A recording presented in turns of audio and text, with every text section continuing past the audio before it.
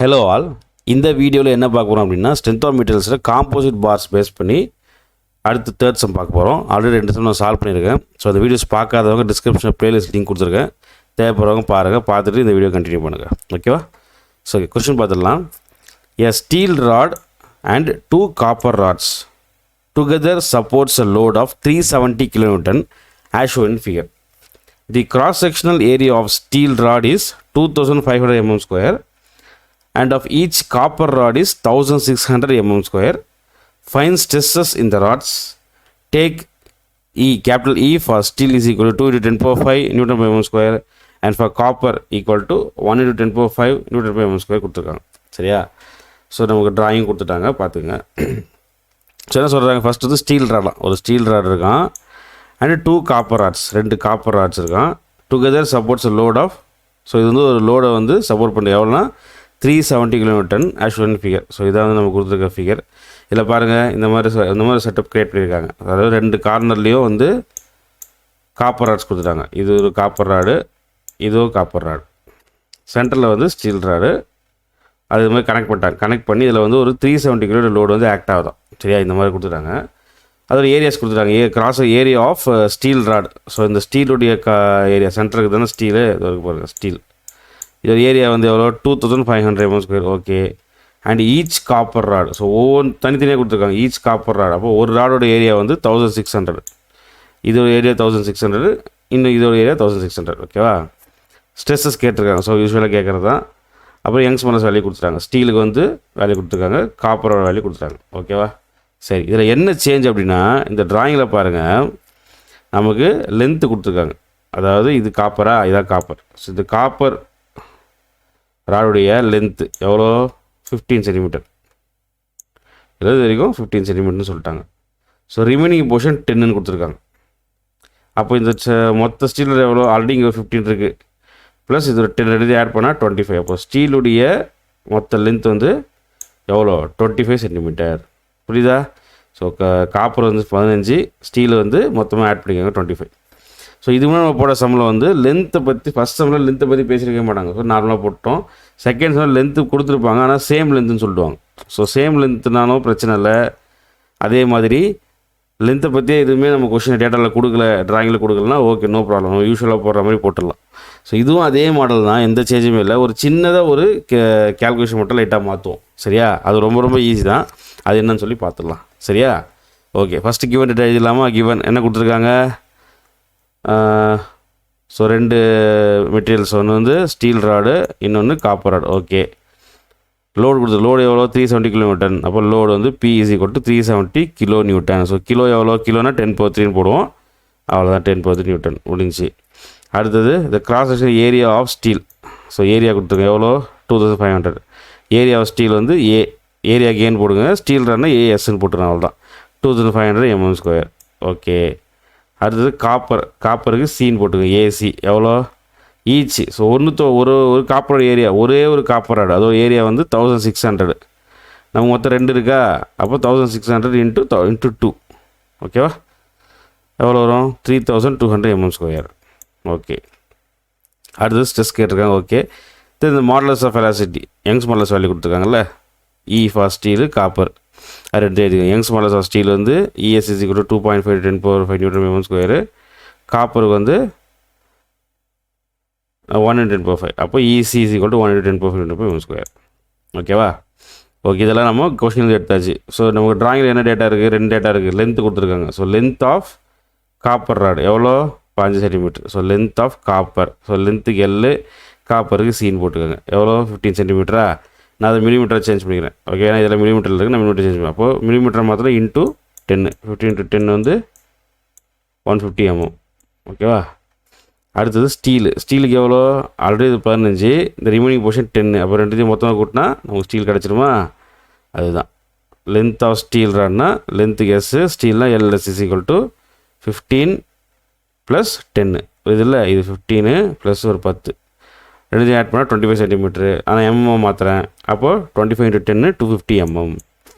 Okay. அவ்வளோதான், இதுதான் given data. முடிஞ்சா? ஓகே. ஸோ நமக்கு தேவையானது ஸ்ட்ரெஸ்ஸு. ஸோ ஆஸ் யூஷுவல் நம்ம போடுற அதே நம்ம ஆஷுவல் போடுற மாதிரி போடணும். ஒரு சின்ன சேஞ்ச் மட்டும் தான் மட்டும் பார்த்துக்கலாம். சரியா? சரி, ஃபஸ்ட்டு ஆஷுவல் ஸ்ட்ரெஸ்ஸா? அப்போ நமக்கு தெரிஞ்சது தான், நமக்கு ஸ்ட்ரெஸ் வேணும். அப்போ ஸ்ட்ரெஸ் இஸ் ஈக்குவல் டு நமக்கு என்ன ஃபார்முலா தெரியும்? Load by area. அப்போ ரெண்டு ராட்ஸ் இருக்குது, ஒன்று ஸ்டீல் ராட், இன்னொன்று காப்பர் ராடு. அப்போ ஸ்டீலுக்குன்னா sigma S is equal to PS by ஏஎஸ்ன்னு வரும். காப்பர்னா சிசின்னு போட்டுக்கோங்க, அவ்வளோதான். புரியுதா? அப்போ ஸ்ட்ரெஸ் இன் ஸ்டீலுக்கு sigma S is equal to PS by AS போட்டுங்க. ஸ்ட்ரெஸ் இன் காப்பர் ராடுக்கு sigma S is equal to PC by AC. So இதில் வந்து ஸ்டெப் 1 ஃபஸ்ட் ஸ்டெப் முடிஞ்சு. ஓகேவா? சரி, அடுத்த ஸ்டெப் 2 என்ன பண்ணுவோம்? ஸ்ட்ரெயின் ரெண்டுத்தையும் நம்ம ஈக்குவேட் பண்ணுவோம். ஓகேவா? அப்போ நமக்கு என்னது? ஸ்டீல் ராட் இருக்குது. அப்போ strain in steel rod is equal to strain in copper rod எழுதிக்காங்க. அப்போ ஸ்ட்ரெயினுக்கு ஸ்மால் இ, ஸ்டீலுக்கு எஸ்ஸு, அதே மாதிரி ஈக்குவல் டு ஸ்ட்ரெயினுக்கு இசி. ஓகேவா? ஸோ இதுக்கடுத்து நம்ம என்ன பண்ணுவோம்? யூஸ்வலாக என்ன பண்ணுவோன்னு அப்படியே பார்க்கலாம். இதுக்கடுத்து நம்ம டேட்டா இங்கே தான் போடுவோம். ஓகேவா? அப்போ நமக்கு என்ன தெரியும்? Capital E young small S is equal to stress by strain நமக்கு தெரியும். அப்போ நமக்கு தேவை ஸ்ட்ரெயின் தான். அப்போ இது இங்கே போயிடுச்சுமா? இது இங்கே போயிடும். இந்த கேபிட்டல் இ வந்து இந்த பக்கம் வந்துடும். அப்போது E is equal to sigma by E, இது நமக்கு தெரியும். ஸோ அதே மாதிரி ஸ்டீல்னா எஸ்ன்னு போட்டுப்போம், இஎஸ்ஸு சிக்மா எஸ் இஎஸ்ன்னு போட்டுப்போம். சப்போஸ் காப்பர்னா சின்னு போட்டுப்போம், சின்னு போட்டுப்போம். அப்போ இது வந்து ES is equal to sigma S by ES, EC is equal to sigma C by இசியா. நம்ம யூஸ்வலாக போட்டு போட்டுருவோம். இங்கே என்ன சேஞ்ச் ஆகுதுன்னா, அதாவது நமக்கு என்ன இருக்குது கொஷினில்? லென்த் வந்து டிஃப்ரெண்ட் லென்த்து. காப்பருக்கு 150 mm, ஸ்டீலுக்கு 250 mm. ஸோ டிஃப்ரெண்ட் லென்த் இருக்கிறதால ரெண்டு டிஃப்ரெண்ட் லென்த்தையும் உள்ளே மல்டிப்ளை பண்ணிக்கணும். இல்லை ஸ்டீல் கூட மல்டிப்ளை பண்ணணும், காப்பர் கூட மல்டிப்ளை பண்ணணும், அவ்வளோதான். சரியா? இல்லை ஸ்டீல் பாருங்கள். ஸோ சிக்மாஸ் பை இஎஸ் இருக்கா, இன்ட்டு லென்த் ஆஃப் ஸ்டீலை மல்டிப்ளை பண்ணிக்கோங்க. அதுமாதிரி காப்பருக்கு இன்ட்டு லென்த் ஆஃப் காப்பரை மல்டிப்ளை பண்ணிக்கோங்க. இந்த மல்டிப்ளை பண்ணுற மாதிரி இது மட்டும்தான் சேஞ்சு. ஓகேவா? இப்போ சப்போஸ் ரெண்டுமே சேம் லென்த்தாக இருக்குது. போன சமயம் பார்த்தோம், இதுவும் 150 இதுவும் 150. நம்ம என்ன ஆகும்? ரெண்டு இவ்வளோ மல்டிப்ளை பண்ணுவோமா? ஸோ ரெண்டுமே சேம்னா ரெண்டுமே நமக்கு கட் ஆயிரும். அப்புறம் நம்ம போடவே தேவையில்ல. போட்டாலும் ஒன்றா போடலாலும் நோ ப்ராப்ளம். டிஃப்ரெண்ட் லென்த்தாக இருக்கிறதால அந்த ரெண்டு வேல்யூவும் உள்ளே வரும், அவ்வளோதான். இதுதான் டிஃப்ரெண்ட். புரியுதா? ஸோ இது டேட்டாவும் இந்த மாதிரி போட்டலாம். இந்த ஸ்டெப் போட்டுருங்க. இந்த ஸ்டெப் போட்டுட்டு டேரெக்டாக sigma S by ES equal to into எல்எஸ்னும் போட்டுடலாம். அது ஒன்றும் தப்பு கிடையாது. இல்லை எப்படி வந்தது உங்களுக்கு இன்னும் கொஞ்சம் கிளாரிட்டியாக வேணும்னா அதுதான் இந்த இங்கே எழுதியிருக்கேன் பாருங்கள், அது எக்ஸ்பிளைன் பண்ணிடுறேன். ஓகேவா? ஒரே நிமிஷம். ஓகே, அப்போ நம்ம ஃபஸ்ட்டு பாருங்கள். So strain in ES is equal to ஈசின்னு போட்டுருவோமா? போட்டுட்டு நமக்கு என்ன ஃபார்முலா தெரியும்? Strain is equal to change length by original length நமக்கு தெரியும். கரெக்டாக இங்கே லென்த்தை பற்றி பேசுறதால இந்த ஃபார்முலா எடுத்துவாங்க. Change in length by original length. அப்போது எஸ்ஸுக்கு change in length of steel divide by original length of steel. Length of steel is equal to காப்பருக்கு del LC divide by LC. இது போட்டுருவோமா? இப்போ நமக்கு தேவை இது தான், டெல் எல் தான் நமக்கு தேவை. ஏதாவது சேஞ்ச் இன் லென்த் தான் நமக்கு தேவைன்னு வச்சுக்கோங்க. இரண்டு மல்டிப்ளை பண்ணுவோமா? அப்போ அதான் del L is equal to E into L நமக்கு கிடைக்கும். அப்போ நமக்கு டெல் எல் எஸ் வேணும்னா இஎஸ் இன்ட்டு எல்எஸ்ன்னு போடணும். கரெக்டாக? இது ரெண்டுத்தையும் மல்டிப்ளை பண்ணுவோம். இந்த டினாமினேட்டர்லையும் அந்த பக்கத்துக்கு போயிடும்.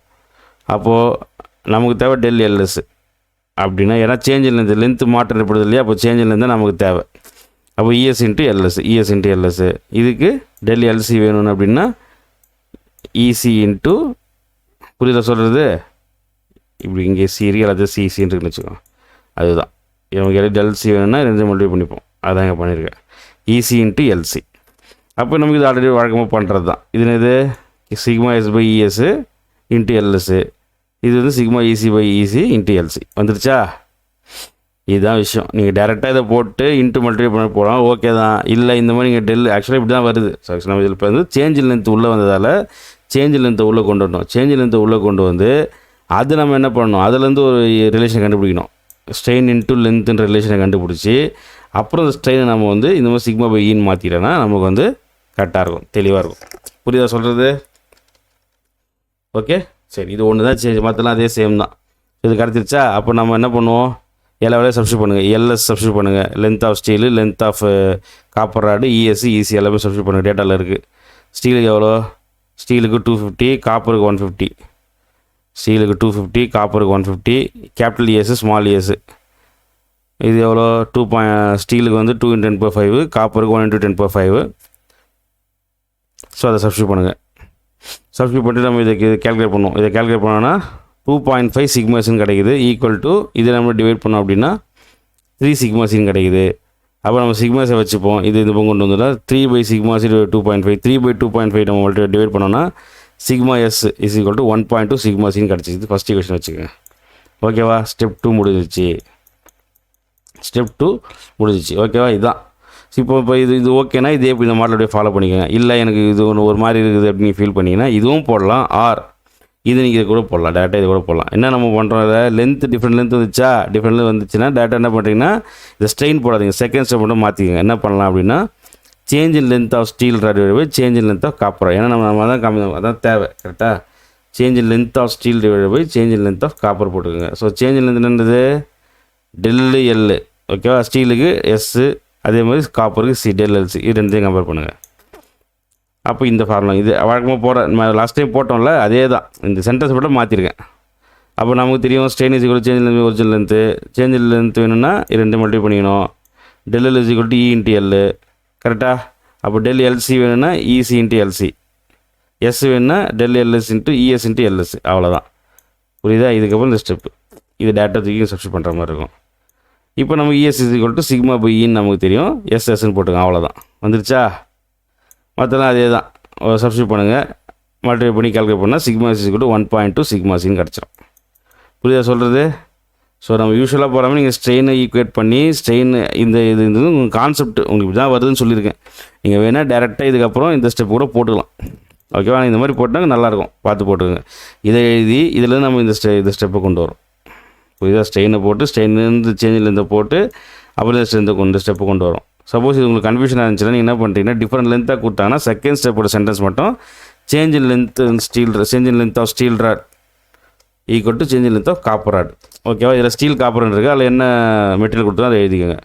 எழுதிக்கிட்டு சேஞ்ச் இன் லென்த்னா டெல் எல் தான். அதை போட்டுக்கோங்க. போட்டு டேரெக்டாக சப்ஸ்டிட் பண்ணிக்கலாம். கரெக்டாக இஎஸ் பை புரியுதில்ல? சப்ஸ்டிட் பண்ணிட்டு ரிமைனிங் போர்ஷன் அப்படியே சப்ஸ்டிட் பண்ணிங்கன்னா உங்களுக்கு ஆன்சர் கிடச்சிரும். ஓகேவா? இது ரெண்டுத்தில் எதாவது ஒன்று போடுங்க. ஒன்று இதை போடலாம், இந்த ஸ்டெப்பு போடலாம், இல்லை இந்த ஸ்டெப் போடலாம். அதனால ஆறுன்னு போட்டிருக்கேன். ஓகேவா? ஏதாவது ஒன்று போடுங்க போதும். ஸோ இது வரைக்கும் உங்களுக்கு புரிஞ்சிருக்கும். ஸ்டெப் 2 முடிஞ்சு. ஸோ ஸ்டெப் 3 அதே தான். இருக்க லோடை வந்து நம்ம ஈக்குவேட் பண்ணோம். ஸோ நமக்கு டோட்டல் லோடு என்னது கொடுத்துருக்காங்க. ஸோ அதில் 2 இருக்குது. ஸ்டீல் இருக்குது, காப்பர் இருக்குது. ஸோ ரெண்டுமே வந்து ஸ்டீல் எவ்வளோ லோடு எடுத்துக்கும், காப்பர் எவ்வளோ லோடு எடுத்துக்கும். ரெண்டையும் ஆட் பண்ணால் டோட்டல் லோடு கிடச்சிரும். அப்போ load on steel rod plus load on copper rod is equal to total load. அப்போ லோடுக்கு வந்து பி, ஸ்டீலுக்கு S, PS plus PC equal to பின்னு போட்டுக்கோங்க. ஓகேவா? ஸோ அதே தான். இது நமக்கு தெரிஞ்சது தான். ஃபஸ்ட்டு ஸ்டெப் போட்டோம்ல, நமக்கு தேவை இந்த லோடு. அப்போ 2 மல்டிப்ளை பண்ணலாமா? Sigma C into AS. காப்பருக்கு வேணுன்னா சிக்மா சி இன்ட்டு ஏசி. அதுதான். அது நீங்கள் சப்ஸ்டிட் பண்ணுங்கள். Sigma C into AS plus sigma C into AC is equal to P. So sigma S நம்ம என்ன கண்டுபிடிச்சிருக்கோம்? 1.2 சிக்மா சி கண்டுபிடிச்சிருக்கோம். அதை எங்கே சப்ஸ்டிட் பண்ணுங்கள். இதுக்கு பதிலாக 1.2 சிக்மா சி. ஓகேவா? இன்ட்டு ஏஎஸ் இருக்கா? AS area of steel. Area of steel வந்து நம்ம யூஸ்வலாக கேல்குலேட் பண்ணுவோம். இதில் டேட்டா நம்ம கொடுத்துட்டாங்க. ஓகே, என்னென்னு பார்த்துக்கலாம். ஸோ ஸ்டீலுக்கு வந்து 2500 mm². எல்லாமே ஒரு யூனிட்டில் இருக்கான்னு பார்த்துக்கங்க. சரியா? எல்லாமே எம்எம்னா எம்எம்மில் போடுங்க, சென்டிமீட்டர் எல்லாமே சென்டிமீட்டரில் போடுங்க. அது பார்த்துக்கங்க. காப்பர் வந்து ஸோ 2 டோட்டல் ஏரியா வந்து 3200. ஓகே. ஸோ ஸ்டீலுக்கு 2500 ப்ளஸ்ஸு சிக்மா சி நமக்கு தெரியாது, அப்படியே வச்சுக்கோங்க. இதுக்கு வந்து காப்பர் வந்து 3200 ஈக்குவல் டு லோடு வந்து 370 × 10⁻³ ஓகேவா? போட்டுக்கோங்க.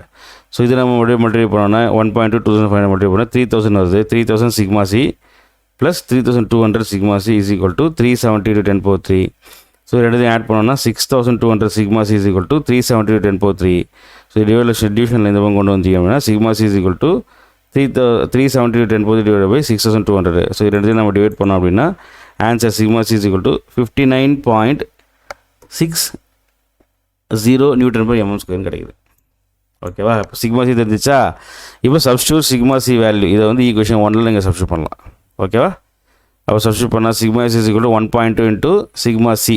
சிக்மா சி எவ்வளோ? 67 போல் நான் 60 சொல்லிட்டேன். 67. ஓகே, நீங்கள் கேல்குலேட் பண்ணி பார்த்துக்கோங்க. Okay, so 59.67. ஸோ மல்டிப்ளை பண்ணோன்னா நமக்கு sigma is equal to 71.64 Nm/mm² அப்படின்னு சொல்லி கிடைக்குது. ஓகே, அவ்வளோதான். ஸோ நமக்கு தேவையான ஸ்ட்ரெஸ்ஸை கண்டுபிடிச்சிட்டோம். ஒரு ரிசல்ட்டுன்னு போட்டு stress in steel rod sigma is equal to அந்த ஆன்சரை போட்டுக்கோங்க. Stress in copper rod sigma is equal to அந்த ஆன்சரை போட்டுக்கோங்க. அவ்வளோதான்.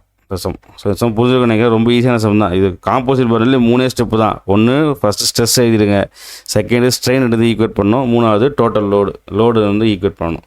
இவ்வளோ தான் விஷயம். ஸோ இந்த லென்த்தை பற்றி பேசினா மட்டும் அந்த லென்த்தை உள்ளே மல்டிப்ளை பண்ணிக்கோங்க. அதுதான் இந்த கான்செப்ட். ஓகேவா? ஸ்ட்ரெயின் ஈக்குவல் பண்ணிட்டு இந்த மாதிரி ஃபாலோ பண்ணலாம்.